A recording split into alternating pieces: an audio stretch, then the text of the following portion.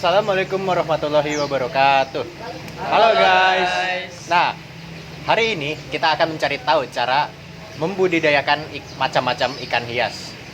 Bagaimana kelanjutannya? Ayo kita cari tahu lebih lanjut.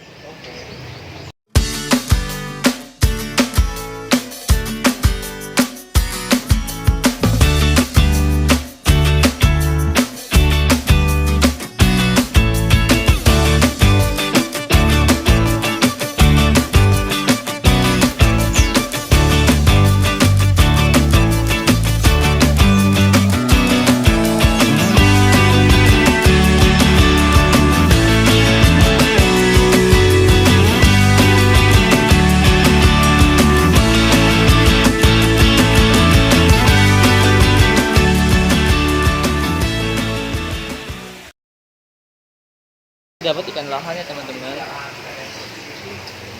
Ikan lohan yaitu ikan hias air tawar yang dikenal dengan warna cerah dan berbentuk kepala yang besar. Sering disebut juga sebagai kudis atau kelenjar di kepala. Nah, untuk ciri-ciri ikan lohan ini yaitu memiliki bentuk tubuh cenderung bulat dengan warna cerah seperti merah, oranye atau kuning, kadang dengan pola yang berbeda. Dan juga kepala yang besar dan menonjol bagian atasnya seperti benjolan besar yang dikenal sebagai kudis atau ham. Dan juga mempunyai sirip yang panjang, terutama sirip punggungnya yang menjulung tinggi. Dan juga ikan lohan memiliki perilaku agresif terhadap teritorial, terutama jika dipelihara dalam kelompok atau dengan ikan lain. Teman-teman, jadi di sini kita sudah di tempat ikan hiasnya dan kini kita sudah bersama Bapak yang penjual. Nah, untuk pertama perkenalkan nama Bapak dulu, Pak. Nama saya Haji Purwandio. Oh, Pak Haji Purwandio. Nah, kali ini ikan kita yang akan kita bahas adalah ikan lohan. Nah, ikan lohan di sini tuh cara budidayanya atau cara berkembangbiaknya itu bagaimana sih, Pak? Kalau ikan lohan budidayanya itu pasangan. Pasangan biasanya setelah sampai indukan sudah dewasa, sebelum diperkenalkan antara lohan laki dan lohan perempuan, ya dideketi dulu. Ini misalnya lohan perempuan nih. Ya. Ini lohan laki, ya dideketin. Setelah dia kelihatan tidak serang-serangan, ya baru dijadiin satu. Kalau dia jodoh nanti dia akan memijah, bertelur lah gitu. Oke. Media telur bisa berupa paralon yang kita cekungin atau biasa di kaca juga bisa. Oke. Jadi begitu cara perkembangbiakannya. Nah, selanjutnya cara merawatnya gimana nih, Pak, untuk merawat ikan lohan ini? Nah, memang ikan lohan juga termasuk ikan yang sensitif. Artinya dia perlu perawatan, perlu air yang benar-benar bersih, terus media untuk serokannya itu harus benar bersih sehingga dia rawan wet spot. Kalau sudah wet spot, dia mojok, terus nggak mau makan, akhirnya bisa lewat. Tapi sepanjang itu terpenuhi, airnya bagus, ada sirkulasi yang baik, ada media filter yang baik, pakan yang cukup, terus sekali-sekali diperhatikan untuk obatnya, insya Allah dia akan tumbuh besar. Oke. Nah, jadi begitu cara merawatnya. Nah, selanjutnya apa tantangannya, Pak, untuk merawat ikan lohan ini? Oh, tantangannya banyak. Misalnya ya saat musim pergantian musim ya, dari musim kemarau ke musim hujan, biasanya kalau ternak kita di empang gitu atau kita besarkannya di empang, itu pengaruh air hujan mempengaruhi pH air dan kondisi air itu. Air hujan kan kita tahu tuh kalau hujan-hujan pertama itu campur CO2, campur karbon segala macam, ya itu yang kadangkala menyebabkan ikan wet spot. Nah, tinggi rendahnya temperatur juga mempengaruhi kelincahan ikan sendiri. Kadangkala tiba-tiba drop pH rendah atau dari anget ke dingin, dia juga akan shock ikannya. Itu yang perlu diperhatiin. Ya kalau pas penggantian musim yang pertama atau turun hujan yang pertama ya harus benar-benar kita perhatiin, kita awasin ikan itu ya. Oke. Nah, untuk teman-teman yang mau beli nih Pak, kisaran harganya berapa sih Pak kira-kira? Macam-macam sih, Oh, lohan macam-macam. tergantung jenisnya. Ada blue bass, ada apa namanya mutiara, ada yang impor dari Thailand. Nah itu tergantung. Tergantung. Misalnya ada lohan kampak, lohan apa. Nah variasinya mulai dari yang kecil sampai yang besar. Semakin besar, semakin jenong, semakin warnanya bagus, ya harganya lebih mahal. Nah, berarti kalau untuk lohan ini kira-kira berapa Pak harganya? Ini lohan golden bass baru Oh, golden mutasi bass. nih. Oh. Jenongnya belum besar. Ini berkisaran antara 100 sampai 150 lah. 100 sampai Kalau saya jual bisa 150. Tapi kalau sudah jenong besar lagi ya mungkin 350, 250 masih gitu. Ya, oke. Jadi gitu. Oke. Jadi segitu saja untuk ikan lohan pada hari ini, ikan lohan pada hari ini. Kurang lebihnya mohon maaf. Terima kasih. Terima kasih ya, Terima Pak. kasih. Terima kasih. Ikan moli. Ikan moli ini jenis ikan air tawar yang berasal dari Amerika Tengah.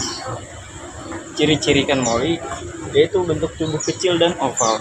Panjangnya berkisar antara 5 sampai 12 cm. Warnanya beragam, mulai dari hitam, oranye, dan kombinasi beberapa warna lainnya. Jenis ikan ini hidup beranak dan mudah beradaptasi. Nah, harga ini per ekornya berkisaran 1.500 sampai 2.000. Oke, selanjutnya di sini ada ikan moli. Yang pertama, bagaimana cara berkembang biaknya, Pak? Cara berkembang biaknya moli itu telurnya itu langsung di dalam kandungannya, keluar langsung dia sudah menjadi berayakan ya, burayak ya. Sedangkan jenis-jenis yang lain kan tuh betelur ya, kayak misalnya manfish betelur. Nah setelah dirawat, kalau moli langsung dari perutnya langsung keluar anak. Nah moli itu banyak jenisnya. Di sini yang budidayanya moli yang balon, ada marble, ini jenis marble yang badannya gendut. Marble juga macam-macam, ada marble kuning putih, ada yang putih, ada yang hitam, ada yang kuning, bahkan ada yang metallic blue. Itu jenis-jenis moli. Nah cara berternaknya, kalau skala massal bisa. Skala massal itu misalnya satu tank atau akuarium ukuran 1 meter atau kolam ukuran 1 meter kali 1 meter atau 1 meter kali 2, dicampur tuh laki perempuan jadiin satu misalnya per 100 ekor. Nanti pada saat dia sudah mulai beranak, setiap hari harus kita lihat. Kita harus ambil anaknya, kita pisahkan ke tempat lain supaya tidak dikanibal oleh yang besar-besar gitu loh. Selanjutnya tantangan dalam merawat ikan moli ini apa? Tantangannya pakan. Nah, pakan biasanya pakan moli itu yang baik adalah dari pakan alam. Misalnya untuk burayak, pakan alamnya berupa kutu air. Semakin besar boleh cacing, dioplos pelet. Nah kalau semakin besar pelet saja juga nggak apa-apa. Artinya tidak sulit. Tapi memang kalau dengan pakan pelet kan biayanya akan lebih besar gitu ya. Nah orang-orang biasanya pembudidaya itu dia mencari cacing sutra atau kutu air untuk berayak yang baru netes 1-2 hari sampai 10 hari kutu air. 10 hari sampai 1 bulan setengah ya itu pakai cacing sutra. Selebihnya bisa dioplos dengan pelet gitu. Oh gitu. Terus untuk kisaran harganya berapa, Pak? Kalau ikan moli, jenis-jenis ikan moli kan jenis-jenis ikan yang umum. Artinya yang terjangkau oleh masyarakat gitu ya, dan mudah sekali untuk dibudidayakan. Sehingga siapapun bisa skala budidaya mulai dari budidaya setingkat rumahan sampai empangan bisa.